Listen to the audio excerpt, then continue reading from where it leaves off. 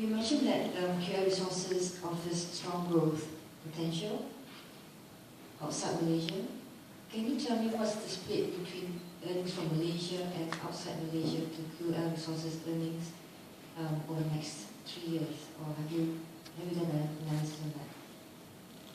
Currently, the main market for QL Resources Berhad is still in Malaysia, and they have just started the significant expansion into Indonesia and Vietnam recently, just back in 2007. And the current contribution from these two countries are still considered minimal compared to the main market. And although QL's main market is within these three countries, QL as an exporter also exports a lot of products to countries such as Japan, United States, or even Europe. Therefore, we do not believe that a split is reasonable to be made between these three countries only. Sorry, what I meant is, in terms of contribution to earnings, how much will Indonesia contribute to earnings in the next 3 years? Do you have a target? Yeah, for the earnings, right now the Indonesia and Vietnam in countries outside Malaysia currently only accounts for 20%, roughly 20% of QL's earnings. But after the significant expansion by financial year 15, our projection shows that the contributions from outside Malaysia will increase to roughly around 44%. As for the operations in Vietnam, we know that it has not break even at this juncture. But we feel that it is going to turn around in the future as the operations, because QL has got a very huge market share in the poultry segment in Vietnam. So we feel that it will start contributing. It won't contribute now, but it will definitely contribute in the future. These two markets that we highlighted, Vietnam and Indonesia, if I'm not mistaken, they have relatively high regulatory risks. So the question is, if say there are some issues like in Indonesia, there's going to be the elections next year, there could be some changes to the regulations against foreign companies. What's the downside risk to all this from outside Malaysia?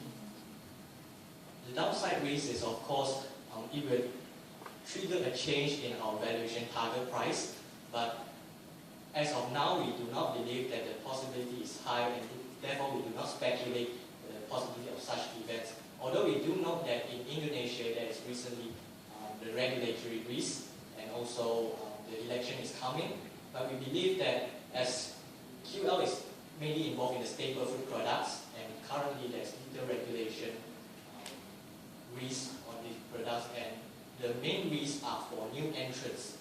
And since QL already has a strong foothold in Indonesia and also Vietnam, we believe that the regulatory risk is minimal.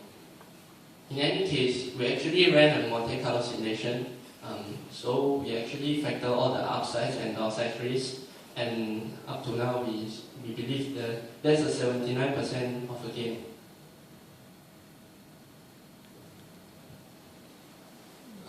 Your target price is actually the highest we have seen this morning. And if you go back to your chart, where your PE chart, where you derive your PE, don't you think it's already in a price? The re-rating of the company?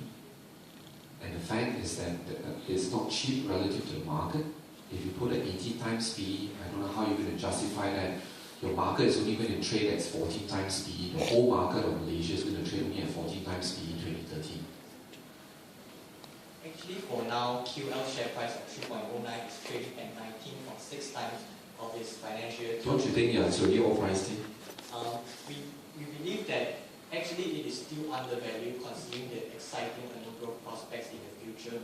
And because the QL share price as of this year has only increased by 4%, much lower growth rate than the overall FBN KLCI. So we believe that there is still value in this stock. Go to your PE, okay, when we say, you think there's upside, your your earnings. I've seen your sensitivity to your pricing of the product. I did not see your sensitivity to the cost side of it. So don't you think your E is actually at risk? The cost factor we have also taken into consideration, especially... There's no sensitivity. I didn't see any sensitivity. you do a sensitivity? For the sensitivity analysis, we use a scenario building method where we take into account different risks, including the cost, and we factor into the Monte Carlo simulation model. And the growth rate we have derived is actually a scenario building weighted average growth rate. So therefore, we believe that... Don't you think there's cost pressure going forward? Yes, especially in the poultry segments, we know that the animal feed price is actually in its record high level for now. But as a significant player of animal feed itself, in which QL has almost 20% of market share, it acts as an effective mitigating factor against this cost rise. Which leads me to the next question, which is really, have you done an analysis on the earnings margin of each of the different types of businesses? Because I think in one of your slides, you mentioned that you expect the margin to increase. And what's the basis in that assumption?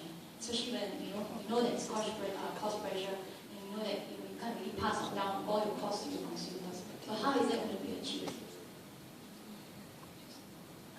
Actually, the earnings margin that we show on the slides is actually the consolidated earnings margin for all three segments. We know that the integrated livestock segment is traditionally a low margin sector, in which they have suffered right now for due to the high cost. But the marine product segment is actually a supply constrained industry, where any cost increase can be easily passed on to consumers. Why we believe that the increase in margins is actually justified because we believe that the marine product segment is going to grow in terms of the contribution to the overall PBT of QL Resources Berhad by financial year 15. And this can be confirmed in the latest Q2 results, just released last week, when the marine product segment PBT margin actually increased, not PBT margin, the PBT actually managed to increase 69% year-on-year. How big is your marine products earnings contribution? Right now, the